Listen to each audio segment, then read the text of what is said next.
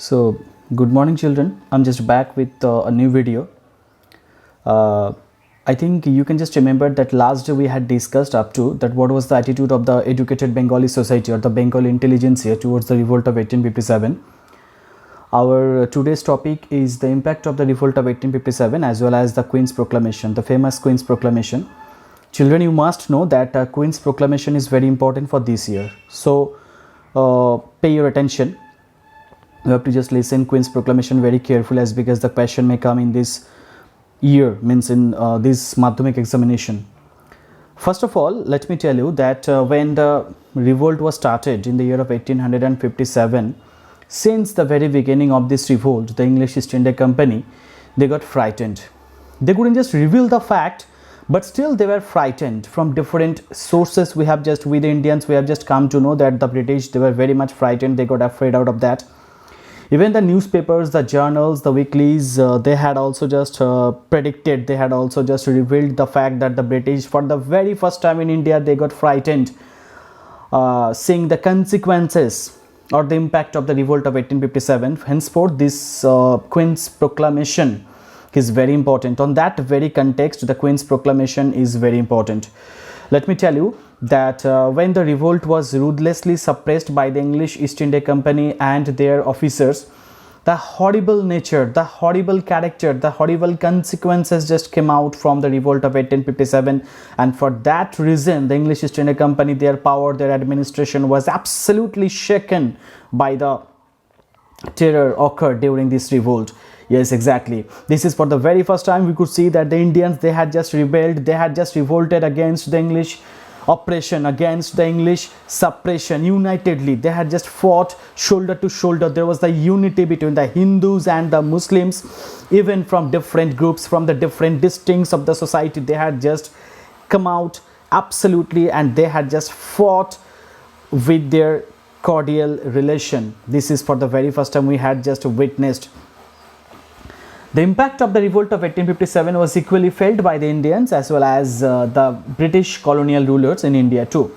The revolt of 1857 was exposed to the danger involved in allowing a commercial organization to rule over a country. You know, children, that in the year of 1600 AD in England, in London, English East India Company was formed. At the time, it was merely a company. Just quote unquote, I'm saying once again, I'm just going to repeat this sentence once again for you, that when the English East India Company, it was formed in the year of 1600 AD in London, it was merely a company. So British government was not directly ruling India since 1757. What happened in the year of 1757? Why 1757 is too much important to us? You know it very well, as because the Battle of Plassey was fought in that year.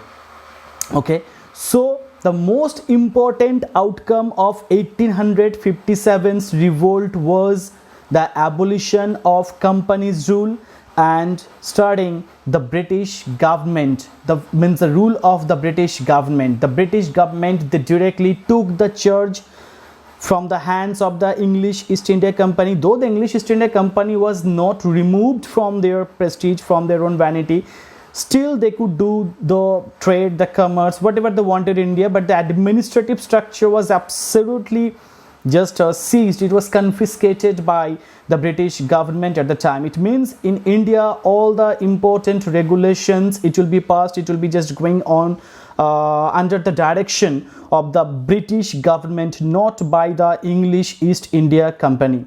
Now children, you can just think, you can just imagine that the British, to suppress the revolt, to suppress the 1857's revolt, they became quite enthusiastic. For that reason, Queen Victoria at the time, she was Queen Victoria, she was supposed to come here.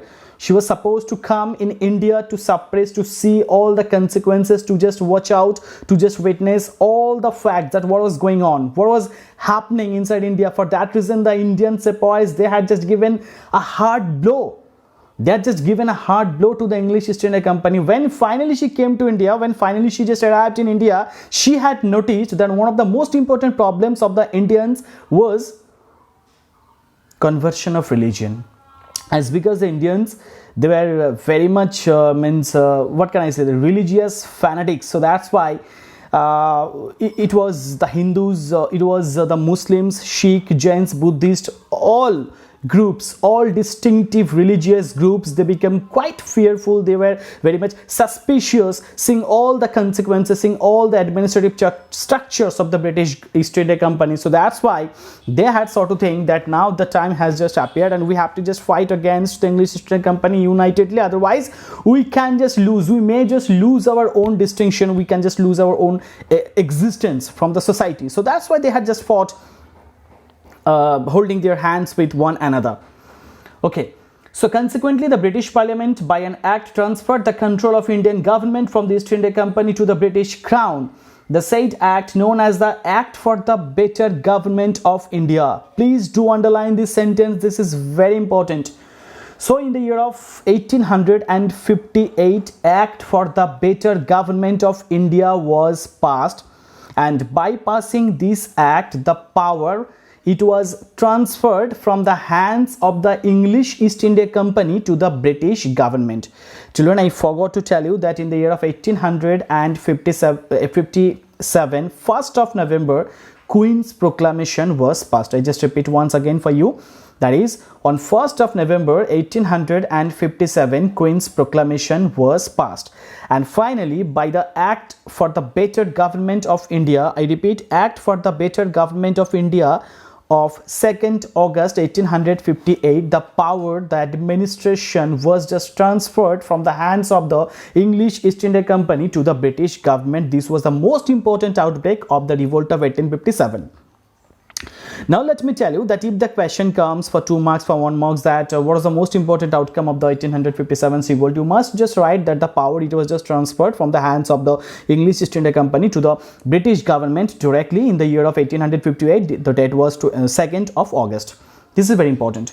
Queen Victoria, by a proclamation announced on November 1st, 1858, directly assumed the responsibility of the Indian administration in her own hands. This was for the very first time. In just a few moments ago, I told that the Queen's Proclamation was passed on 1st of November 1857. Instead of 1857, this will be 1858. So on 1st of November 1858, when Queen Victoria, she took the charge, she took all the responsibilities on behalf of all the English East India Company in her own hand. Since that time, some proclamations were just issued by her. Now, whenever the proclamations were just released by her, few terms, few conditions, few legitimacies will be there. And what kind of terms and conditions were just issued by serving the Queen's Proclamation Act, we will just see it shortly. Okay, a number of changes followed the Queen's Proclamation. It was in accordance with the Queen's Proclamation that the honorific title of Viceroy was added to the designation of Governor General of India. You know that in the year of 1773, when the Regulating Act of India was passed in the year of 1773, since that time, the Governor of Bengal was called a new title, a new epithet was just added to the same crown, that was the Governor General. Now, along with this post, the post of Governor General was not abolished yet in the year of 1858. Along with, means the person who is the Governor General of India since 1858, he will be the Viceroy General of India as well. It means the honorific title of Viceroy General was also added to the same crown, to the same person, to the same administrative structure that was previously Governor General. The Governor General will just remain as usual, but along with that, a new post, a new designation will be given to the same person, that was the Viceroy General. So, in accordance with that, can you tell me, children, that who was the Governor General of India when the 1857 revolt broke out? Just think for 10 seconds.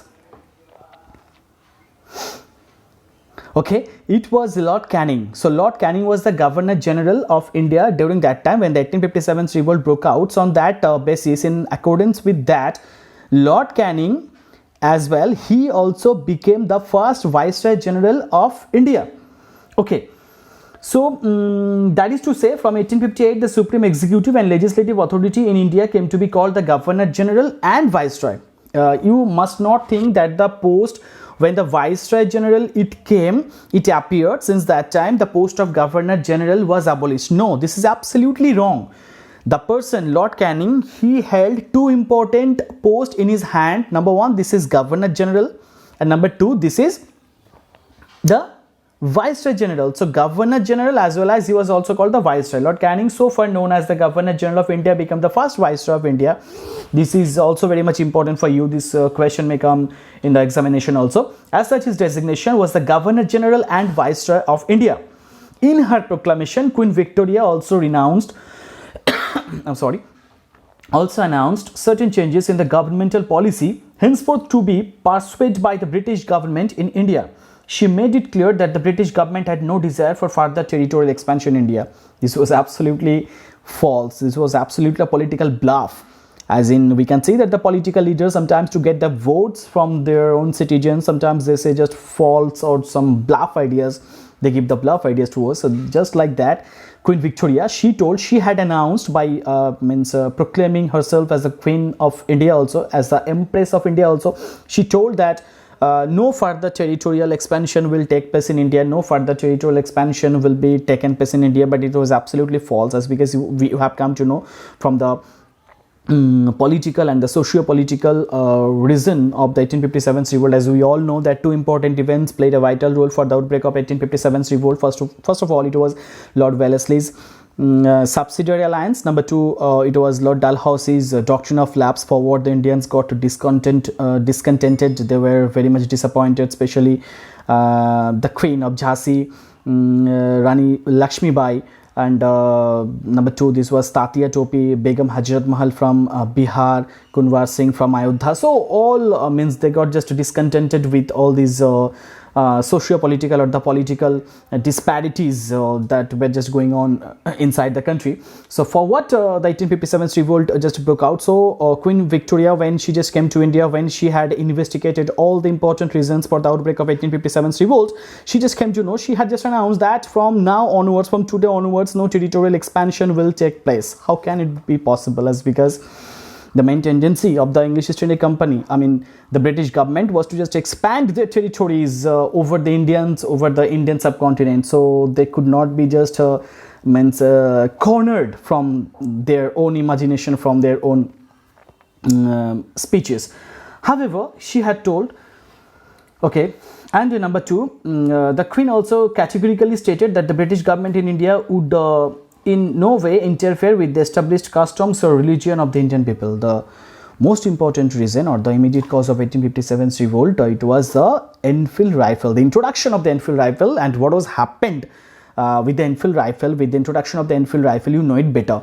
You know it very good. As in, you know that the paper cartridge of that particular the paper cartridge, it was just made with the fat of beef and pork.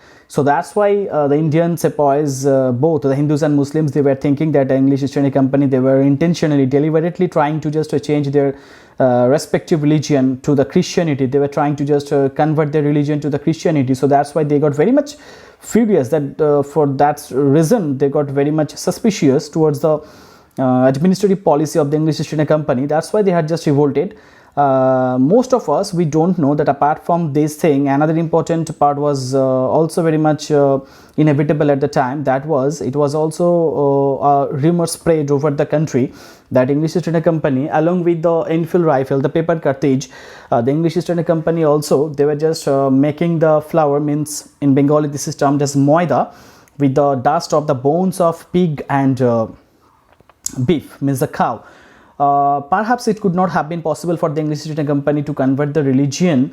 They will do so. This was absolutely a myth, I think. According to me, this was absolutely a myth, as because this could not be happened at the time, as because the British, they did not have a lot of time with them, so that they could just pursue all these facts. They will just not mix up the bones of pork and beef with the flour or the attas or the wheat and all these things, isn't it? This is absolutely horrible thinking from the Indian side. However, the Queen Victoria, she came to know that the how many times you can just exploit the Indians by economically, politically, but the social injustice, when it will come now about the religious term, it will just come inside the mind of the Indian peoples. They will just get very much furious towards any kind of religion, towards any kind of administration. So that's why she sought to think that the English East India Company as well as the British government will just never interfere in any religious matter of the Indians. They will just keep far away from that fact. We remember that the revolt of 1857 led to an extensive reorganization of army and civil administration. It must, however, be remembered that in spite of all these bold theoretical statements, hardly any change occurred in the basic exploitative nature of the British rule. Children, I have just told you that what about the proclamations that were just issued by Queen herself? Not a single proclamation, not a single term and condition came into effective. Okay, we can just count it one by one. First of all, what did Queen Victoria she tell? She told that she will just never conquer any territory in India, but conquering territories in India, it was still going on, it was still continued. Okay. Number two, she told that no further intervention or interference will be taken or it will be interfered in the religious custom of the Indians. But still the British, the Christian missionaries especially, they were trying to convert the religion of the Indians from their own respective religions to the Christianity. Number three, they also told that the doctrine of lapse, a subsidiary alliance, by these difficult or the typical policies, they will just never put their own dominations, they will just never put their own suppression or the oppression towards the Indians, but they were still continuing this kind of policies. They were just the Indians, they were at the time very much stubborn. They were just suppressed, tormented, exploited by the to fulfill the exploitative nature of the British English East India Company. So I can just come to the conclusion from the Queen's proclamation that it was absolutely a myth of the English East India Company. Even Queen Victoria, she was also a she was also a sheep of liar. Yes, obviously the designation has been just given by me only. You cannot just find it out in Google or in any book, as because she had whatever she had told in her proclamation, everything just went into ruin.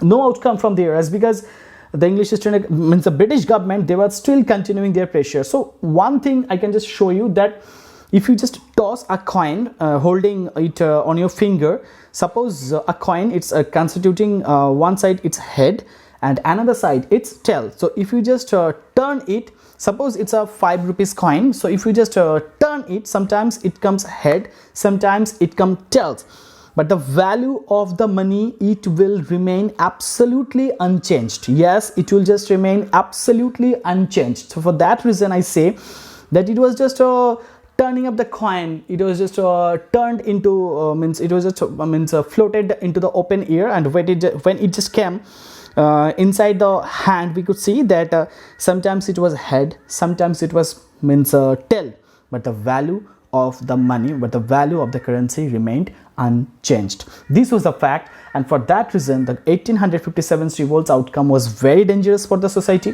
Yes, sometimes we can say that the British English East India Company, they were just forwarded their power, they had just handed over their power to the British government, and exploitative natures of the English East India Company as well as the British government became more organized. In a more organized way, English East India Company, they had started their exploitation over the Indians. Okay children, now our next topic is age of associations, characteristics and analysis. First of all, let me tell you that what is the meaning of age of associations. In Bengali, age of associations is termed as Sabha Samitir Jug. Sabha Samiti, somehow you have just heard the word Sabha, Samiti and all these things, isn't it? Can you tell me children, what is the necessity of the Sabha and the Samitis? For what reason we just need to comply, we just need to conduct a Sabha or a Samiti, or most importantly an organization? Can you tell me? Yes, to just get recognized, to just get the suggestions from different persons, from the different groups of the society. We just need to conduct the Sabha or the Samiti or the organizations. Here we can see that the 19th century in history, in Indian history, is called the age of associations in India. Listen very carefully. This is for the first time Dr. Anil Sheel, he had for the first time termed that the age of associations, I just repeat, Dr. O'Neill, A-N-I-L, O'Neill Shield for the first time termed the age of associations. The 19th century India was called the age of associations. Why it was called so? As because throughout the 19th century, lots of political organizations or associations were formed or set up to just publish their opinions, to just gather, to just amalgamate their own postures throughout the 19th century. So that's why the 19th century came to be known as the age of associations. And Professor O'Neill Shield, Dr. O'Neill Shield, he for the first time termed age of associations. On that basis, we're just going to read a few political associations that were just that were just set up during that time. This is for the very first time. The first political association or the first political organization of India was Bangabhasha Prakashika Sabha. This is very important. I just repeat, this question is very important in the test paper. You will just get this question several times, that what was the first political association or the first political organization of India. Even the question may come just like that, when was it formed? I'm just telling you the answer, that in the year of 1836 the first political association of India was formed. It was set up in the year of 1836, and it was obviously Bangabhasha Prakashika Sabha. Some people say it was Bangabhasha Publication Society. Some say that Bangabhasha Prakashika Sabha. So both, anything you can just write in your answer sheet. Both are correct. Bangabhasha Prakashika Sabha either, or you can say Bangabhasha Publication Society. It was formed in the year of 1836. Okay. It is said to have that Bangabhasha Prakashika Sabha, though it was the first political association or political organization of India, it was not having any kind of political activities in India. Like at present time, so many political organizations or political parties are there, just like BJP, Bharatiya Janata Party, Shiv Sena, RSS, and you can say that Trinamool, CPIM, several political parties exist in India. Just like that, Bangabhasha Prakashika Sabha was also a political party of India, but it was only confined in their own meetings. Without conducting any meetings, they could not do anything. In reality, it was harsh reality to us that the Bangabhasha Publication Society could not do anything for the Indians. They used to just gather inside a very small room where they were having a discussion with one another. It was the discussion or the meeting was held at the weekend. It was, I think, in the Thursday, or its meeting used to be held in every Thursday. I'm sorry, the meeting was just held every Thursday, and most of the leaders, most of the associates, most of the members of the Bangabhasha Publication Society, they belong from the higher strata of the society, means upper class of the society. They were the elite group of the society, just like Bangabhasha Prakashika Sabha.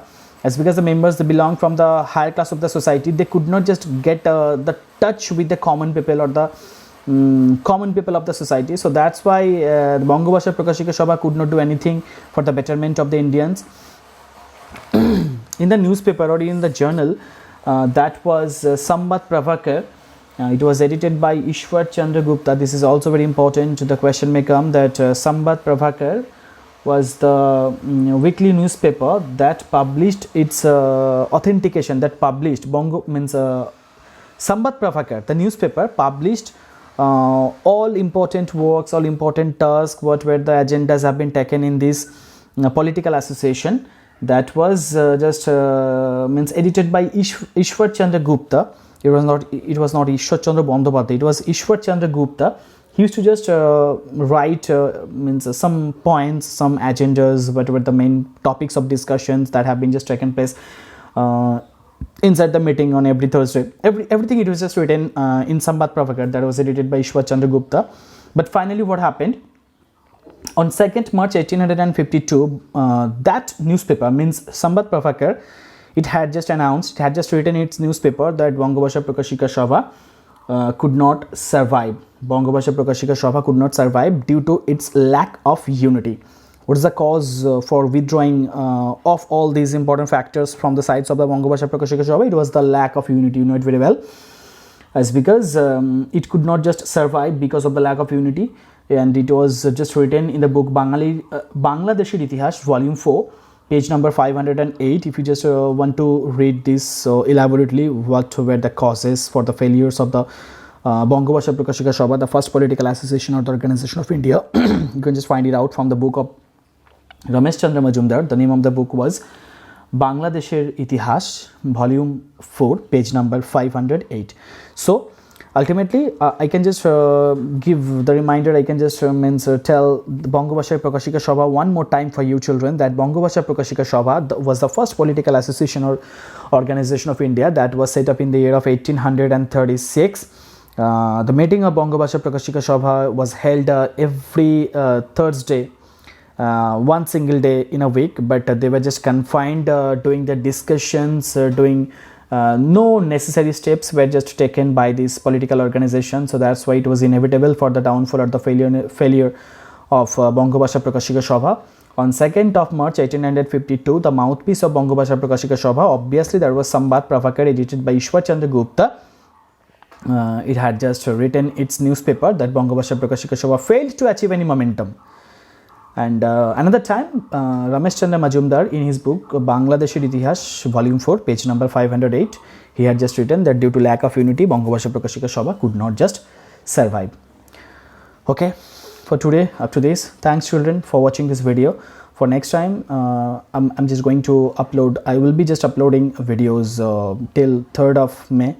Let's see what happens after 3rd May. If it continues the lockdown situation, if it continues, then I will just upload the videos periodically. If you just before uploading the video, stay tuned with us, and stay safe, stay home. Thank you.